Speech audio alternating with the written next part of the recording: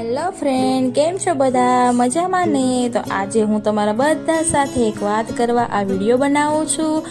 મારું નામ પુષ્પા છે. હું જોબ કરવા માંગુ છું, પણ મારી બંને કિડની ખરાબ છે, તો હું થાકી જાઉં છું અને મારું ડાયાલિસિસ અઠવાડિયામાં 3 વાર હોય છે, તો હું જોબ નથી કરી શકતી કે ડાયાલિસિસના દિવસે હું વધારે થાકી જાઉં છું, એટલા માટે હું બહાર જઈ શકતી નથી. એટલા માટે હું આ વિડીયો બનાવું છું. પણ તમારા બધાની સિમ્પથી લેવા માટે આ વિડીયો હું નથી બનાવતી, કેમ કે હું ઘરે બેસા મને બધા વિચાર આવે છે. એટલા માટે મારા ભાઈએ કીધેલું કે તું વ્લોગ બનાવ, તો એમાં તારો થોડો ટાઈમ પણ નીકળી જશે અને હું થોડું કામ પણ કરી લઈશ. તમારા લોકોનો સપોર્ટ મળે માટે બનાવું છું. અને મને થાય કે હું કાંઈ કામ કરું છું.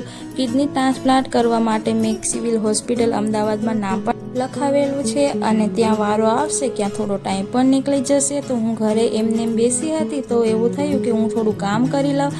એટલા માટે હું વિડીયો બનાવું છું, કેમ કે મને બીજા ઘણા વિચારો આવે છે, તો એટલા માટે હું વિડીયો બનાવું. તો થોડી હું બીજી પણ રહું, અને વિડીયો બનાવતા મને એ વિચારો ના આવે, એટલા માટે મેં વિડીયો બનાવવાના ચાલુ કર્યા. તો તમે લોકો પણ મને સપોર્ટ કરો, કેમ કે ધીમે ધીમે હું વિડીયો બનાવવાનું શીખી રહી છું.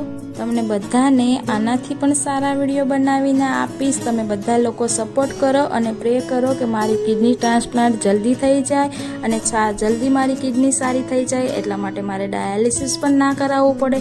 તો તમે બધા લોકો મારા માટે પ્રે કરજો અને મને સપોર્ટ કરજો, કે મારા વિડીયોને પણ લાઈક અને શેર પણ જરૂર કરજો, કેમ કે હું પણ જો તમારો સપોર્ટ મળશે તો હું જલ્દી આગળ વિડીયો બનાવી શકીશ અને આનાથી સારા વિડીયો બનાવીને આપીશ. તો ફ્રેન્ડ, તમે મને સાથ અને સહકાર જરૂર આપજો અને મારા વિડીયોને શેર કરજો, લાઈક કરજો, કોમેન્ટ કરજો.